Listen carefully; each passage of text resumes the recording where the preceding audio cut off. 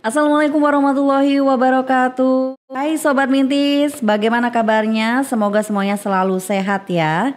Ini Mimin Healthies kembali lagi dalam acara Ngobras, ngobrol asik dan sehat.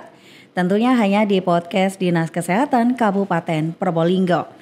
Ya, Sobat Mintis, di masa anak-anak salah satu problem kesehatan yang paling terjadi adalah kesehatan gigi dan mulut. Nah, tidak jarang ini gigi anak berlubang bahkan sampai rusak karena berbagai sebab.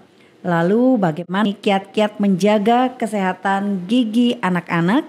Topik tersebut akan kita bahas bersama Dr. Vike Maidiastuti.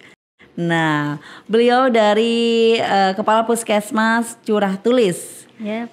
Kita sapa terlebih dahulu ya. Assalamualaikum dokter. Waalaikumsalam warahmatullahi. Mbak Amel, apa kabar? Apa kabar? Sehat tentunya dok. Alhamdulillah, jumpa lagi nih dok. Sehat ya dok ya? Alhamdulillah sehat. Sekarang aktivitasnya apa aja dok? Selain kesehariannya di Puskesmas Curah Tulis ini? Aktivitasnya ya sehari-hari ya. Ibu rumah tangga pastinya Ibu ya. rumah tangga pastinya. Praktek Ibu rumah dok? tangga praktek di rumah. Di rumah juga praktek? Di jalan apa itu dok? Di Jalan Semeru, Jalan Semeru, Triwung Kidul ya, ada prakteknya ya. Ada Itu hari apa aja dok? Masih 3 hari ya, sementara di rumah karena saya kebetulan juga praktek di wilayah Tongas. 3 hari juga jadi berbagi. 3 hari di rumah, prakteknya 3 hari di jalan Tambak Rejo Tongas, di Rawon Nguling. Monggo silakan kok mampir. Wah, itu dia. Langsung promo Dokter Vike. Jadi bagi wilayah khususnya di wilayah Kabupaten Barat ya, Dok ya. Wilayah Barat. Yang ingin mempercantik gigi terus bermasalah dengan kesehatan giginya, bisa datang langsung ke kliniknya Dokter Vike. Baik. Dokter, kita akan ngobrol mengenai kesehatan gigi pada anak, Dok. Ini sangat rawan sekali terjadi khususnya di anak-anak umur 3 tahun gitu, kelihatan udah giginya ada yang mulai udah kropos. Nah, dokter, sakit karena gigi berlubang atau radang pada gusi sering terjadi pada anak-anak. Apa ini penyebabnya, dokter? Memang kita biasanya ya kalau kenapa pemeriksaan gigi harus diawali sejak usia dini ya. Karena di usia dini itu kadang anak-anak kita makan manis-manis ya, yang mudah lengket. Nah, itu kalau tidak dibersihkan bisa menyebabkan karies berlubang. Gigi berlubang. Jadi kenapa harus diawali sejak dini nih Mbak Amel pemeriksaan untuk gigi dan mulut ya, seperti itu.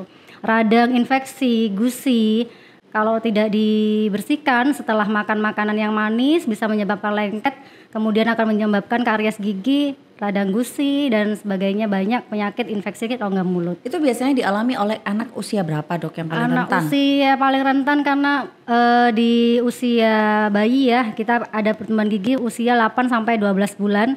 Kemudian untuk masa gigi tanggal pertama untuk merubah menjadi gigi permanen kita di usia 6 sampai 7 tahun. Itu rawan-rawannya untuk gigi anak harus selalu dibersihkan. Seperti itu. Iya, seperti yang Dokter Vike tadi singgung bahwasannya usia anak-anak itu kan nggak lepas dari makanan yang manis gitu, betul, Dok ya.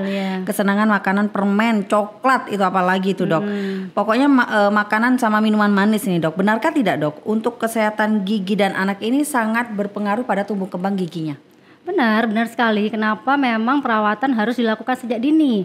Jadi biasanya takut ya kalau ke dokter gigi, serem gitu ya, lihat masuk ke ruangannya. Karena kan semua anak berani dong, semua anak berani. Dibawa jadi gitu. Tidak boleh dipaksakan juga. Kita sebagai orang tua juga harus mengedukasi, setidaknya dikasih video mungkin ya, video edukasi banyak di YouTube banyak ya. Jadi animasi-animasi yang sekiranya menyenangkan seperti kita tahu Upin Ipin ya di kartun itu kan biasanya ada promo ya gitu ya.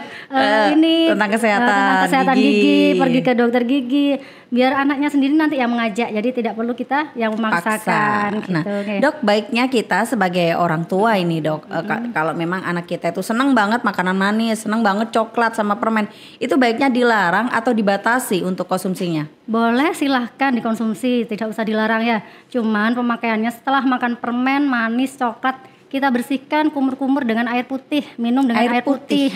Jadi Tidak boleh langsung. Nggak perlu air putih hangat atau apa? Apa air perlu putih ya, air Dok putih ya? aja diminumkan dengan air putih atau kumur-kumur gitu ya. Jadi tidak menyisakan bekas sisa makanan yang manis-manis atau yang lengket. Oh begitu. Dokter, pada saat mengempeng ini atau minum susu dari botol, apakah juga bisa merusak gigi anak, Dok? Karena memang terutama anak saya juga usia 3 tahun masih belum lepas ngempeng, Dok. Nah, Dotnya masih kenceng gitu loh. Gimana itu, Dok? Karena posisi dot ya, dot itu kan bikin apa ya, monyong ya ke rongga mulut, menjadi bentuknya jadi monyong gitu ya. Kalau misalnya dia terlalu nggak bagus juga kalau terlalu lama dibiarkan dengan ngedot ngempeng, itu lama-lama akan menjadi giginya krodit, berdesakan, berdesakan, giginya tidak beraturan, kemudian bentuk kontur gigi dan rahangnya menjadi lebih maju. Soalnya kan posisi dotnya kan maju, jadi mungkin dibiasakan dengan dicoba dengan minum pakai gelas ya, pakai gelas dibiasakan sejak dini. Jadi jangan terlalu ngedot gitu ya. Dibatasi sampai umur 2 tahun. Ya, 2 tahun boleh. Tapi ada loh sekarang dot-dot yang lagi promo bahwasanya ini itu tuh anti intinya tidak merusak gigi, kemudian anti holing. Nah, itu juga ngaruh enggak sih? Ada enggak memang dot-dot yang memang khusus biar nggak rusak gigi anak gitu? Kalau dot ya namanya juga dot ya, pastinya dot sama. Yang bagus kan memang kita membiasakan itu aja kan sampai usia 6 bulan ya. Jadi tidak boleh sebenarnya untuk dot ya, karena memang nggak bagus, konturnya juga nggak bagus. Meskipun sepipih apa bentuk dot, pastinya akan semahal apa kontur giginya pasti dia akan mengenyot ya, otomatis akan maju bentuk rahangnya seperti itu. Jadi eman-eman ya, Dok ya. Eman-eman sejak dini ya. Sejak dini, jadi memang ya ini PR juga nih buat saya gitu Sobat Mintis, karena anak saya juga sampai saat ini di usia 3 tahun tuh masih ngedot juga kenceng lagi gitu. Dok, ketika gigi anak selain dot ini biasanya kan ada itu anak yang suka menghisap jari. Nah, itu apakah juga bisa mengganggu kesehatan gigi, Dok? Sama sebenarnya, menghisap jari, jempol, menggigit kuku ataupun dan semacamnya yang membuat kontur rongga mulut gigi menjadi lebih maju itu juga jelek ya, kebiasaan buruk. Jadi memang harus dihindari sejak dini, dibiasakan ya. Saya kadang nggak bisa tidur dong kalau nggak ngisep jari itu banyak gitu. Iya, banyak nanti efeknya soalnya. Bisa giginya maju ke depan atau malah bruxism, dia jadi suka kerot-kerot, jadinya ya gatel. Memang biasanya di usia ketika gigi mau tumbuh, apalagi waktu saat mau gigi tumbuh biasanya suka gatel itu kan ya. Sering kita gigit ataupun pakai alat yang lain, alat bantu benda yang lain bisa merusak kontur dari rahang tersebut. Akhirnya giginya menjadi juga tidak beraturan untuk tumbuhnya seperti itu. Nah, Mbak Amel. Kalau sudah kadung seperti itu, Dok, kalau misalnya sudah kadung gigi anak ini berlubang atau bahkan sudah berkarang, sebaiknya bagaimana langkahnya, Dok? Apa juga perlu dibersihkan atau bahkan dicabut, Dok, kalau ukuran anak ini usia anak segitu?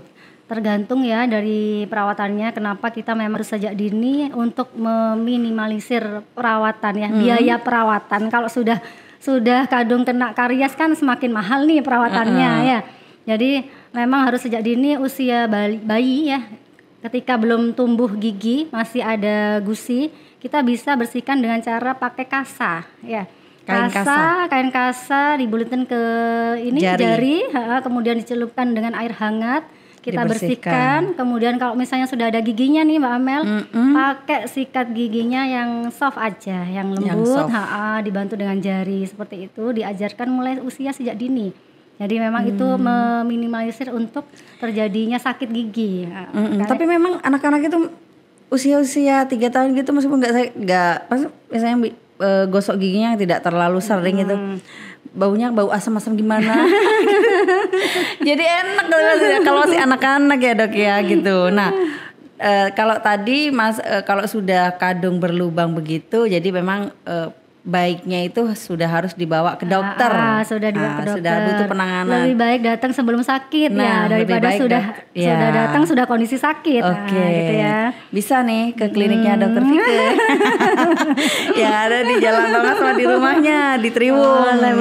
Lagi-lagi promo, nggak apa-apa lah gitu ya dok ya, sekalian gitu. Iya. Karena memang tugasnya dokter Vicky itu mempercantik gigi, bisa ya dok ya? Bisa. Nah ngomong-ngomong tentang mempercantik gigi dok, kalau usia anak sekarang itu saya lihat itu banyak usia anak yang sudah 5 tahun itu udah pakai behel. Nah itu apa memang diperbolehkan dok atau bagaimana dok baiknya? Pemakaian behel ini nunggu sampai semua gigi-gigi tumbuh dengan sempurna. Usia berapa itu kira-kira dok? Biasanya itu sudah sekitar usia SMP boleh. Gigi pergantian itu kan biasanya usia 6 ya, 6 sampai 12 tahun ya.